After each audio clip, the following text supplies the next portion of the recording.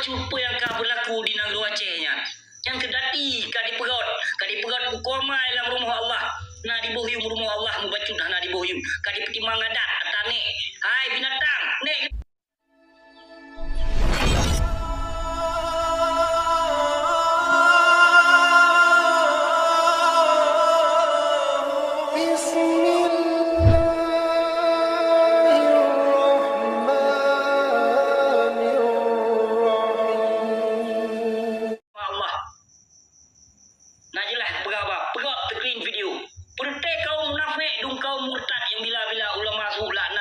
yang lun terapanyan nyata-nyata ino apa yang kau berlaku. Baru si bulun diduk gubernur Jawa kadi pegat pukul-pukul mai kadi biarkan pukul-pukul mai nang Aceh.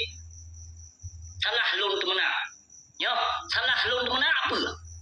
Salah ilon kutena urang zalim, ilon kutena para pengkhianat, ilon kutena para penista agama, ilon kutena para pembebas agama di nang Aceh. Kau budak kena urang malim hai binatang, hai bijeh bui, hai bijeh Nasrani, hai bijeh kafir palik. Kadengo telon pegah baik ka bantah lam kuama aku. Nyau pere aku musuh dengo le apa Aceh nyona apa Aceh no lingkungannya dengo tino. Pere aku musuh halau aku musuh. Tak sadar ke bacupa yang kau berlaku di negeri Acehnya. Yang kedati kadi perut pukomai dalam rumah Allah. Na di bohyum rumah Allah mubacut na di bohyum. Kadi petimang adat atane. Hai binatang, nek kita nyawa jamun kaya di semua. Jadi baik petimang adat dike dengan hukum. Peduk hukum ile dike.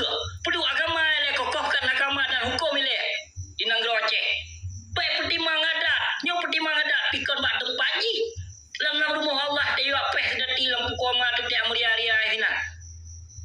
Nah ke bohyum rumah Allah binatang, ke pegah syariat Islam. Ada petimang adat bapa merhum hukum bak Syah Kuala. Hukum apa tu Allah. Ya, tak Syah Kuala betul, Syah Kuala betul yang kau kebut. Tapi nyo adat gotat ka meraja lela ka. Urang Aceh bak petimang adat. Petimang adat. Hukum bak Syah Kuala.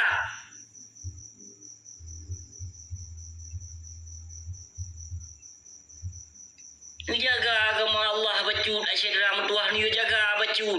Ben dia perle. Ben dia undang bala di negeri Aceh.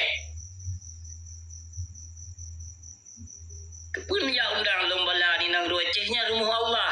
Kon tempat japeh rapai binan. Kon tempat japeh canangi binan di rumah Allah. Ben dia petimang adat.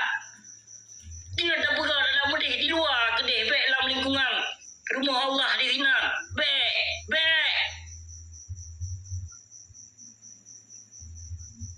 Kaukah yang lawan-lawan lun yang bila ulama masuk ni cerah tiga kau bawanya. Ada aku pegah nyata-nyata yang lawan yang bila ulama masuk yang perti Islam munafik dum. Islam murtad dum. Urang kabeh musyrik dum. Yang lawan-lawan lun perti ashe munafik dum. Islam munafik dum.